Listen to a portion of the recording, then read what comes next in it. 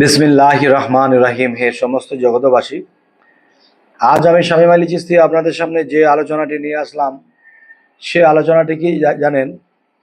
সে আলোচনাটি হলো যে বিজয় সরকার একটি কথা বলতো বা গানে গাইতো যে ও পাখিরি, যে খাঁচায় যে পাখি বন্দি আছে, এই খাঁচা একটি হলো খাঁচা, ছেলে মেয়েরা খাঁচার মধ্যে পাখিকে বন্দি করে খাবার দিচ্ছে, একে টোকা দিচ্ছে, এর সাথে ময়না পাখি হলে কথা বলছে। কিন্তু দেখেন, আমাদের ভিতরে যে আত্মা নামের যে পাখি আছে, এই প্রাণ পাখি যখন বের হয়ে যাবে, তখন আমরা কি বলবো? আমাদের সেই সময় কি চাওয়ার থাকবে? আমাদের সেই সময় যেটা চাওয়ার থাকবে, সেটা কিন্তু এখন থেকে সেটা ঠিক করে রাখতে হবে।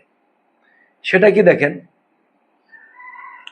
যে আল্লাহর কাছে ইবাদত করার পাশাপাশি একটা কথা বলতে হবে, ইয়া আল্লাহ, তুমি কাউকে নিরাশ করো না, তুমি কারো আশা অপূর্ণ করো না।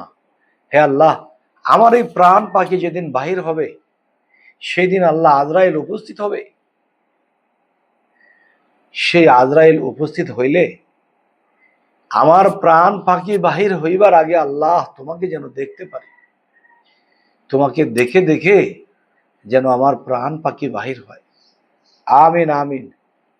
এ আল্লাহ, এরকম আশা তো অনেকেই করে, কিন্তু আমি বলবো, ওরকম জবরদস্ত আল্লাহর ওলি হয়ে গেলে এখানে অন্য কিছু ঘটবে, যা অন্য আলোচনাতে বলবো। ইনশাল্লাহ ফলো দিয়ে রাখবেন।